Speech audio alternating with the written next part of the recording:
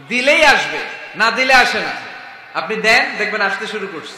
এটাই সিস্টেম। দিলে কমে না, না দিলে কমে। সুবহানাল্লাহ পড়ে।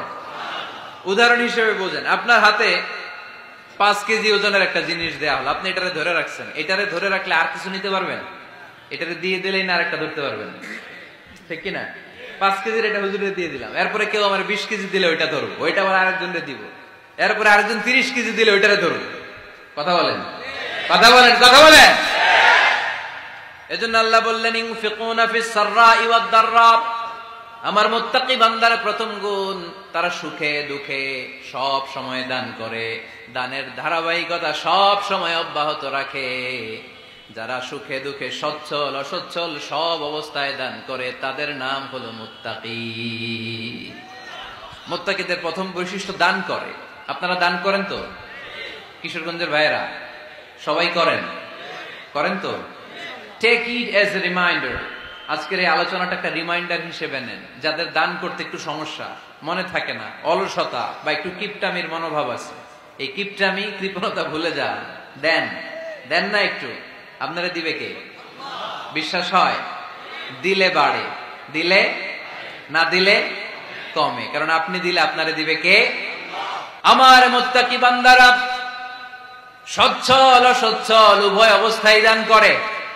যখন তাদের কাছে বেশি টাকা থাকে তখন তারা বেশি দান করে, যখন কম থাকে কম দান করে, কিন্তু দান করে, ঠিক কিনা? দান করার ধারাবাহিকতা কখনো থামায় না। এখন আপনি সচ্ছল, অনেক টাকা তো বেশি দেন, এক সময় অর্থের টানা পড়েন যাচ্ছে, সমস্যা যাচ্ছে, তো ওই সময় কম দেন। বছরে আপনি অবস্থা ভালো থাকলে 10,000 টাকা সাদাকা করেন, যখন অবস্থা খারাপ 10 টাকাও কি সাদাকা করা যাবে না? তার মানে ইনফিকুনা ফিস সাররাই ওয়াদ দাররা, সুখে দুঃখে সব সময় যে দেয় তার নাম মুত্তাকি। সুখে দুঃখে সব সময় যে দেয় তার নাম। মদিনার সমাজে, মদিনার সাহাবীদের মধ্যে সবচেয়ে গরীব সাহাবী ছিলেন সাইয়েদনা বেলাল রাদিয়াল্লাহু তাআলা আনহু। নিজের লজ্জাস্থান ঢাকার কাপড়টা ছাড়া তার কাছে দ্বিতীয় কোনো কাপড় ছিল না। সকালে যদি খাবার পেত, দুপুরে খাবার ছিল না, দুপুরে পেলে রাতের জন্য ছিল না, আজকে খাবার থাকলে কালকে নাই। মদিনার সবচাইতে গরীব সাহাবী বেলাল রাদিয়াল্লাহু তাআলা আনহু, লজ্জাস্থান ঢাকার জন্য শুধু একটা জামা ছিল, গায়ে দেওয়ার মতো কোনো জামা নাই। এই সাহাবীর মতো গরীব কোন সাহাবী মদিনার জমিনে নাই। এই বেলাল রাদিয়াল্লাহু তাআলা আনহুকে বিশ্বনবী ডেকে বললেন, ইয়া বেলাল আনফিক ইয়া বেলাল লা তাখশা মিন যিল আরশি ইকলালা। ও বেলাল, আল্লাহর রাস্তায় দান করো, কারণ আমার আল্লাহর ধনভাণ্ডারের কমতি নাই। সাইয়েদনা বেলাল রাদিয়াল্লাহু তাআলা আনহু সবচেয়ে গরীব। শুনতেছেন? বুঝতেছেন? সবচেয়ে গরীব।